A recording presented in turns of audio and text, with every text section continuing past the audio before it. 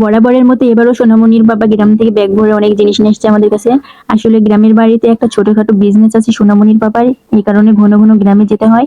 আর গ্রাম থেকে আসার সময় কি কিনে আসছে সবটাই আপনাদের মাঝে শেয়ার করব।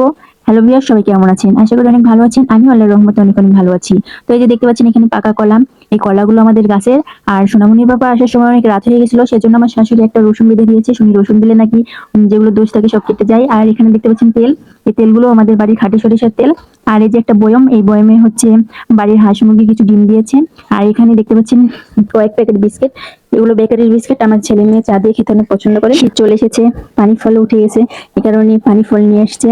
আর এই যে এই ব্যাগে দেখতে পাচ্ছেন আলু, বাসার আলু শেষ হয়ে গেছিল, এই কারণে আলু নিয়ে এসছে। আর এই যে বড়ি, মাসকালের বড়ি, শীত পড়তে না পড়তে আমার শাশুড়ি মাতার নিজ হাতে বাড়ির গাছের কুমড়ো দিয়ে এই মাসকালের বড়িটি বানিয়েছে। আর এদিকে যে আমি পানি ফলগুলো ঝাঁকাতে ঢেলে নিয়েছি।